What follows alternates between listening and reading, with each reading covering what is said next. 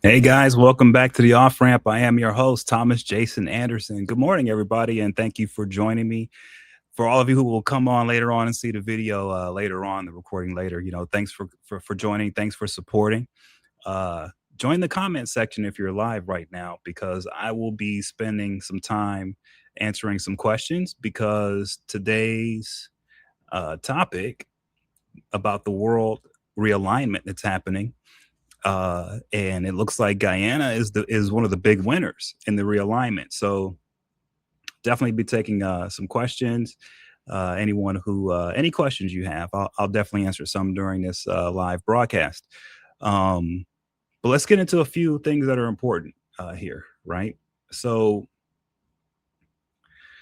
first of all, before we get into the important stuff, let me just say this. I was thinking about it a lot, and I said, one of the things that we're all having in our personal lives and when it comes to political stuff, we're having a problem sort of interfacing with each other, sometimes with other people, especially when it comes to politics. Is we're all coming to the table with our preconceived notions about what the world is and what's going on and who's doing what, and a lot of it's based on our own life experience. A lot of us are very knowledgeable, but I think it's time that we all take a step back and realize that the world has taken this leap because of technology. And this leap has been just such a huge leap that whatever we all think we knew about each other, whatever we thought we knew about politics, whatever we thought we knew about the world, we're realizing we didn't know. Okay. And in such a situation, right? I think what we need to start having is how can I put it? I've seen this a lot and I've said it, but it's easier said than done. I think we need to have some more compassion for each other and some more understanding, because the truth is, at this point, very few of us are experts as to what's really going on. There's very few, and most of these so-called experts who are out there talking about this, you can see that they're so wrong. Like Tucker Carlson is supposed to be the top voice for all of conservatives in America, or at least one of the top voices, and he's supposed to be an intellectual voice as well. And he's been dead wrong on the Iran stuff the entire time. Uh, our politicians have been wrong. So many people have been so wrong here. Now, I will say for the record, I haven't been wrong. If you go back and you look at what I've been talking about concerning this issue, and you can go back almost 15 years, I've been saying the same exact thing about the Iranians, the Venezuelans, the position of Guyana in that nexus, and America's position. And I've known about this axis, this like dark money, dark, black market, illicit drug smuggling market for a long time. And it's what helped me co-author the book Gold Bar Bob, right? And so I have a unique perspective here because I've been tracking this alliance between the Iranians, the Venezuelans, and the Cubans and the Russians. And I've been watching them. I've been working on projects concerning this group of characters, this group of nations down in the Caribbean for, like I said, like 15 years, since 2010, I believe. And I've focused on it because I started to see how these networks, these illicit criminal networks, were using sanctioned countries to get smuggled goods into the United States, drugs, but they were also bribing our politicians. And the way they were doing it was through junkets. It was actually, they've been bribing our politicians right in front of our faces in the United States. All right. These really dark, evil smuggler guys, human trafficking people, these guys have been bribing our politicians in the United States for a long time now. And it's been legal bribing, not illegal, legal. We've allowed this. Okay. You'll see, you can go back and see, I've been talking about Citizens United. Not that I think that we should have campaign limits for who can, or we should block certain people from giving money, or no. I think we need transparency. As a matter of fact, the Supreme Court, when they came down with the decision on Citizens United, they said the answer to this is Congress and transparency, right? And why do we need transparency? So we can see who's really funding our politicians, who's really filling their bank accounts full of cash for them to go on their little junket trips to the Caribbean and all that stuff. Who's doing that? We don't know. It's dark money, but I can promise you this, it's coming from these guys, the Iranians, the Venezuelans, the Russians, and they're pipelining it through their little illicit networks using countries that are sanctioned. They plunk it into little tax havens in the Caribbean. Panama was used for a long time for this, and they just launder the money into the United States, and they flood our political campaign system, and they're literally influencing. They're changing the trajectory of American politics through this mechanism. And I have watched this mechanism now going back to the Citizens United decision. So that's how long we have been getting gutted politically by our adversaries overseas. And the way they've done it is 100% legal. They haven't broken the law. They've bought off our politicians through our own system and through lack of transparency. And our politicians won't clean this up because they're enjoying being able to be bribed without going to jail. It's just that simple. That's what we're seeing. So since that's what we're seeing, all of this debate that everyone is seeing on television about it's the Jews attacking Iran, it's the Chinese, it's the this, it's the that. No, the main issue that we have here is in the United States and across the world right now, our leaders have basically been paid off, blackmailed, caught up in some kind of horrible thing, and they're bound. And that's what we have in our elite leadership, not just in politics. It's corporate, it's in the education industry, it's everywhere you look, right? Where the elite, the top of the top, have been like almost hijacked through corruption, through blackmail, you name it. But we have been overrun with it. And the source has been these dark black market economies that are under full sanctions, like the Iranians. So, as I was saying in the beginning, we kind of have to throw out whatever we think we know, because a lot of this situation, a lot of what's happening right now on the surface is actually the cause of it is deep below, and very few of us can see it. And so we're all sort of arguing on something that none of us, we're not equipped. Good morning, OG Caesar. Good morning, Caesar, man. What's up, man? So we're just not equipped to have the proper conversation on the Iran war. We are not. I'm telling you guys now, we aren't.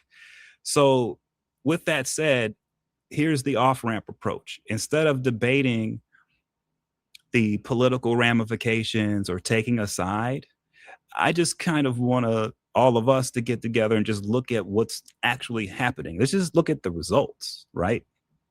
And what that'll lead you to is to a realization, especially in the Caribbean, that the nation of Guyana, especially, is in a prime position, okay, to be sent into the stratosphere economically, politically, culturally, and in a very short amount of time.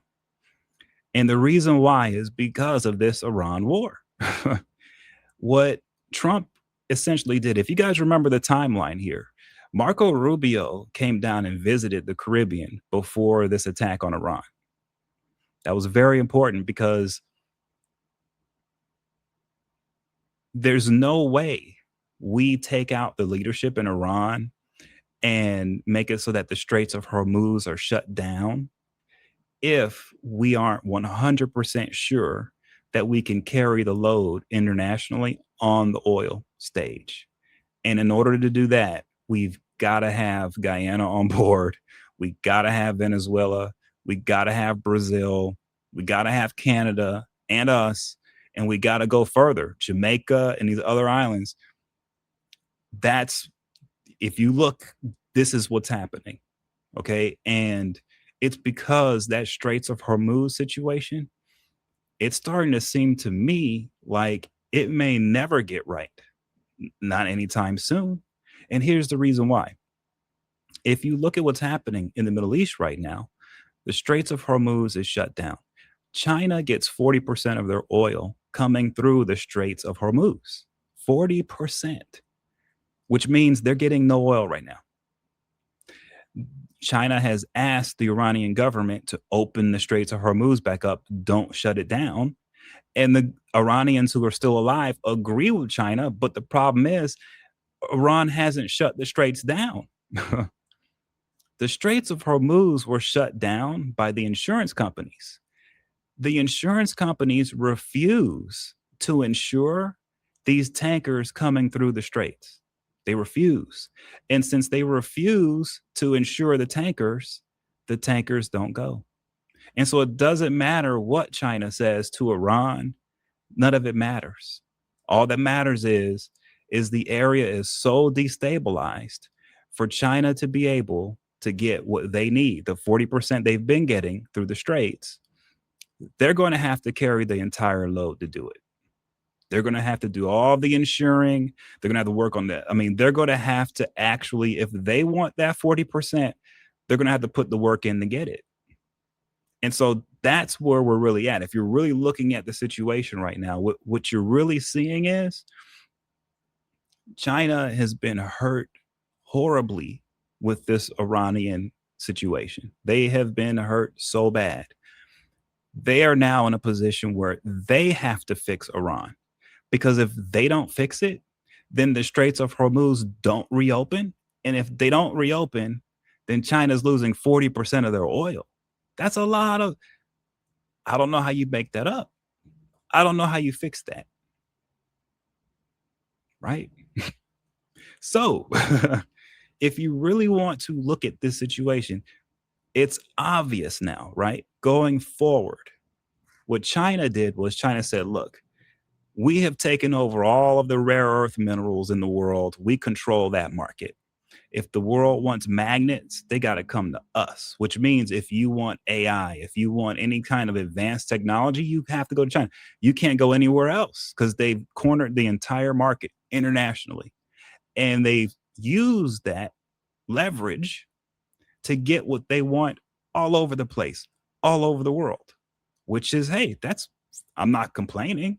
I mean, that was a smart move, right? This is intelligent by these guys to do that. Very smart.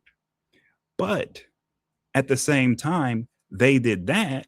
What they didn't do was protect their energy, their oil. And that protection meant that they needed to spend more time on peace in the Middle East and solidifying that regime in Iran rather than cornering the rare earth market. So it's like now they have to make a choice. Are they going to now be in a position to unlock the rare earth market and let everybody on in and stop using that as leverage to get their way? Are they going to do that? If they don't, I think what happens is the Straits of Hormuz gets shut down again. And so I think what I'm seeing here is there has been a new pivot point created in the world, and it's the Strait of Hormuz. That is the new pivot point. That's it. And I think what we'll see now is chaos around that place for a long time, until China can come to the table on the rare earths, until China can come to the table on a lot of different things. I think the Straits of Hormuz is going to become a real problem for them, just a horrible problem for them, right? And so if that's the case, that means that the Caribbean now is the place to be in the world. Why? Because if the Straits of Hormuz are constantly in a position of flux and it's chaotic and people don't really know our ship's going to come through or not, what this does is it raises the price of oil. And once the price of oil goes up, Guyana's revenue goes up. And so immediately, guys, let's just throw out all the arguments you've seen on television. Let's forget about whatever they're saying about Israel and this or that, and the great Satan, this is Armageddon. Let's just forget about all that. Let's just look at this one reality. All right. That Guyana, most of Guyana's revenue comes in the form of oil revenue. If the price of oil doubles, the amount of revenue the Guyana government has coming in doubles. But it's better than that, because a lot of people complain about that Exxon deal with Guyana, and it is like out of whack compared to other deals. There are reasons for it, but is a good part of the deal, and it's this. Once all of the cost of the oil drilling and all of that is paid off, then the nation of Guyana starts to really bring in the money. And so if you think about it, in about 6 or 7 years, the nation of Guyana could have a situation where the price of oil has doubled or even tripled. So they're bringing in double, triple the revenue. And on top of that, they no longer have to cover the cost of the oil drink because it's been paid for. So now it's just pure profit. So we may see Guyana in about 5 or 6 years, because of this Straits of Hormuz issue. I'm pretty sure, guys, you guys are better than good, like way better than good. So that doesn't mean that you're perfect. That doesn't mean that, okay, we've won, time to go home, right? Sorry, I'm going to check the comments, guys, because I just want to make sure I'm commenting here. Hey, Latchman, what's up, Jason? Thank you. So just because Guyana's in a great position now because of this problem in the Middle East, right? That doesn't guarantee victory. It's not like you can go home now, oh, we won, we did it. No, because all of this hinges on Guyana being stable politically. And there are many wolves in the forest trying to get in on you guys' situation to really mess it up. Okay. Because if they can mess you guys up, then that puts pressure on ensuring that the Straits of Hormuz is okay, which, in other words, you have to give China control of all the of most of the region. And yeah, so there are many wolves who can see that in causing chaos in Guyana, which can ricochet or domino effect chaos into Venezuela, if they can make that happen, right, then it changes the calculus on the Straits of Hormuz and the situation in the Middle East. But that should let you guys know. Yes, Caesar. That's right. So, but that should let you know, right, that the most important thing that Guyana has to do going forward is to make sure that the political situation is good. Why? Because if the political situation is good, with the numbers coming in, it's impossible to not be successful. It's impossible for Guyana not to be in the stratosphere. It's just impossible. So that's the only thing, that everything hinges on political stability in Guyana. So that brings me all the way back to this, guys. Okay. And it's like the old fashioned sayings in life, like we all know that old saying, if you want to go and change the world, the first thing you have to do is get your house in order first. Before you can go out there and do whatever you think you're going to do with your life, get your house in order first. Because if you try to go out there and do something without your house in order, you're going to have a problem, right? And so that's the thing with Guyana, is the people of Guyana have to get their house in order.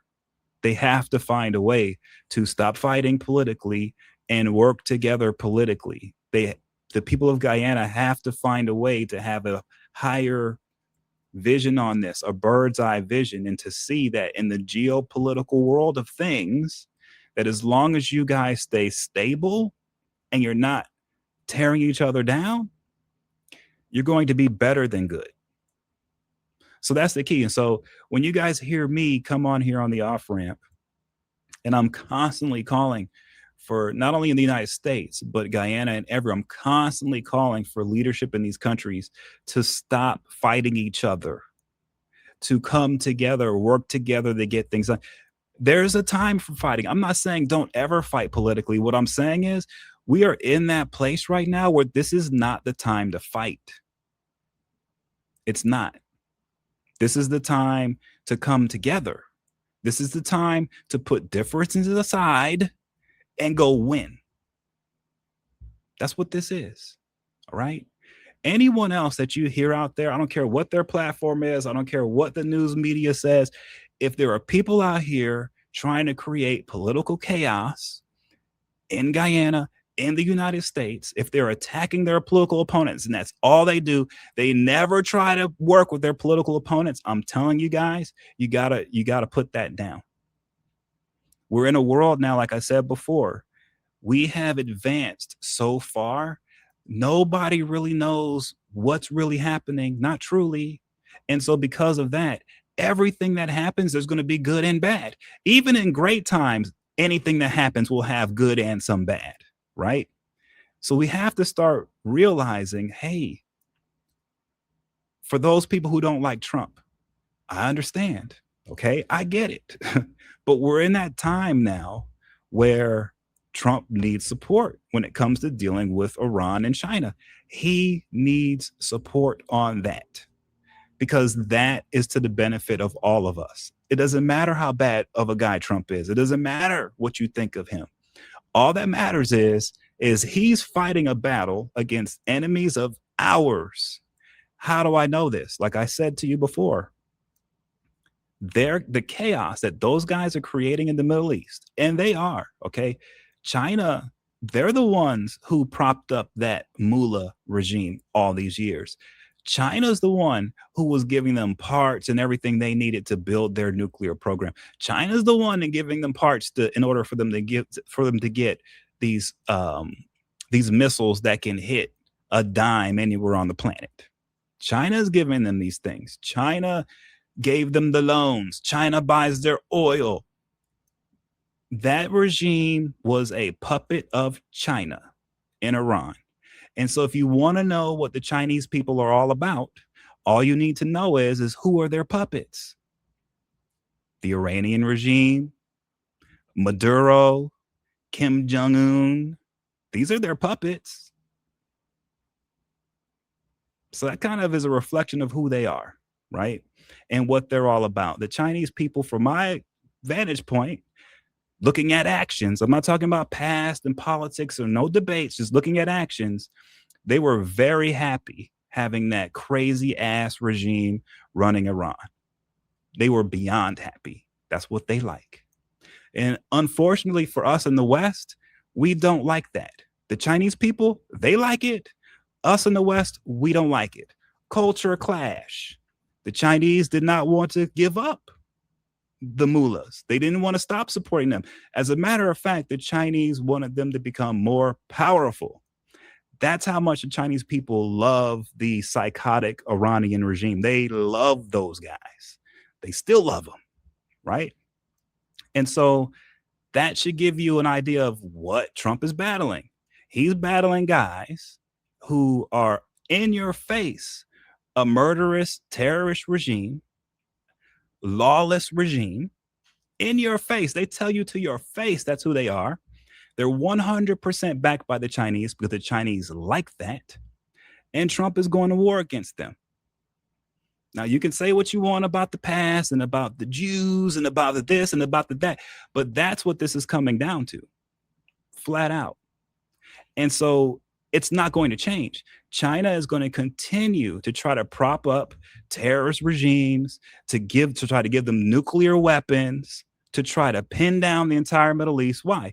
Because if China can pin down the entire Middle East with a crazy, radical Iranian regime, then they can just take all the oil. To hell with all of you there. I mean, it's pretty obvious that's what they were doing. That's why else would you partner so hard with psychotic lunatics like the mullahs, other than you want to take over all the oil? This is what they were up to. That's the fight. Now, people can say, I want to join China's side. I think they're the good guys in this, and I think they should be able to take over the Middle East with crazy Iranian mullahs. Fine. You can agree with that all you want. But all I'm saying is for us in America who do not agree with that, we've got Trump. I'm not a fan of Trump, right? But I'm not a fan of any politician. I look at what they're doing. And when they're doing something right, I say it. When they're doing something wrong, I'll say it. What Trump is doing right now in Iran, it's political courage. It is necessary. It's the right thing to do. Anyone who speaks outside of that is either ignorant of what's happening in the world for real, or they're getting monetary benefits somehow through China or people who are Iran crazy mullah supporters, right? And they don't want their gravy train to go away. And unfortunately, we don't have enough platforms like mine letting you guys know what's really going on for your own personal benefit, for your own personal lives. So, us here in the West, it benefits us to have a stable Caribbean. It benefits us to have a thriving Guyana. It benefits us to have a thriving Venezuela. It benefits us to have a thriving Brazil, a thriving Cuba. This benefits us through the roof. This is what we want. It gives us security and it provides us wealth. And by the way, we love the vacation in the Caribbean. We do as Americans, okay? So we don't want to mess up the Caribbean. Bro, nobody in America wants to cruise around the Caribbean that's like nobody wants to cruise around the Caribbean that's all Haiti, put it that way. Nobody wants that. And I understand people are saying, well, America did that to Haiti and this, and that. I get it. But if you go back into some of my work, I have been hypercritical of the Haiti situation, even when it was happening. And that's what you get here in the West is even when wrongs are done, we have a strong media. We have book authors. We have philanthropists. We have all kinds of people who are not in the government, who give everything they have to help our neighbors. That's sort of what I'm doing with Off Ramp, right? I'm trying to help you guys in Guyana and the Caribbean and here in South Florida. I'm trying to help all of us get a much better idea of what's really affecting us and what isn't. Let's get away from the political arguments. Let's focus in on what's necessary for us. And what's necessary for us right now is for us to put our differences aside, come together as brothers and sisters and look out for each other regardless of our political differences. It's the time to come together. We have to do it. And it's going to have to start when we're talking about Guyana or the United States. It's going to have to start from the people in power. It's impossible for powerless people to make good with the powerful. They can't do it. It's the powerful who have to make it right. And so the onus is on our elite in Guyana and the United States. The onus is on the PPP. That's where it's at. Now, I've given my recommendations on how the PPP can start to bring the country together. I've said it. I think their attacks on social media people, I think their attacks on the media in general, I think their political attacks have been way, way, way over the top. They've created instability. The PPPs, just attacks on the media, social media, and in the political sector. It's just been, in some cases, heinous. And I understand that that's how they play politics. But Guyana isn't some backwater nation anymore. It's time that the PPP wakes up and realizes, hey, man, your old strategies of like what you guys do to intimidate your opponents, to starve them out economically and all, you guys got to stop. You're gonna hurt yourselves more than anyone else playing these stupid games that you guys are playing over there. It's just the truth. So the powerful, the people with the power, have to create a scenario where the nation of Guyana can come together, and the same thing in the United States. It's on Donald Trump to bring the nation together. It's on him. He's got to do it. Not the Democrats, Trump. So that's where we are, guys. Okay, that's the true reality here of what's going on. It's not an easy situation to figure out. What needs to be done going forward is going to be really hard. Because even if the PPP or if Donald Trump can find a way to bend to try to work with his enemies, the enemies still have to accept his hand, or the opposition still has to accept the gesture from the PPP. So this isn't, it has to start with the PPP. It has to start with Trump. But the Democrats in America and the APNU in Guyana, they have a responsibility to the voters here in the United States and in Guyana to take an offer. If Trump gives, or if the PPP give an offer, you guys have to work with them. Got to do it. It's that time. So with that said, guys, let's try to do that today, man. Let's work together. Let's put our political differences aside. I know it's not easy, but we got to do it, because this is the time to do it, because this is the time to reap what so many people have sown in love and in diligence and in just hard work for so many generations in Guyana and the United States. It's time to start reaping the harvest. Put the political differences aside, get together and start reaping those fruits, guys. So with that said, have a great day. I will see you guys tomorrow. Thank you again. Hey, the shares, the likes, the comments, all of it is appreciated. Thank you very much. I'll see you guys tomorrow. Take care.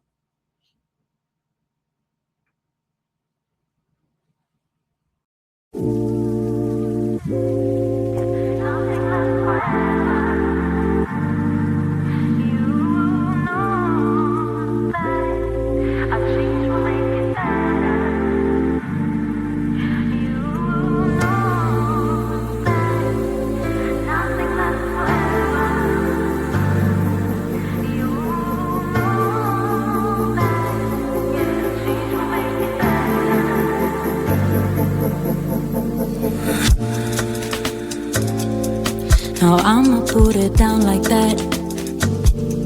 I'm leaving, I ain't coming back. You don't like the way I act anyway. You really don't have to react. Don't try to change my mind, in fact. Honey, I've already packed all my stuff. We're no longer kids, let's move on. And you are not my kid, so I'm done. Please don't make me pull my gun.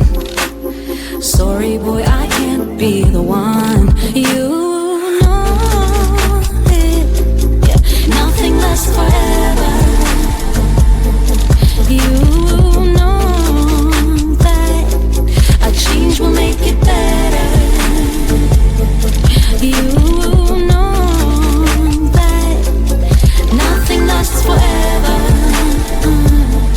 You know that, yeah, change will make it better.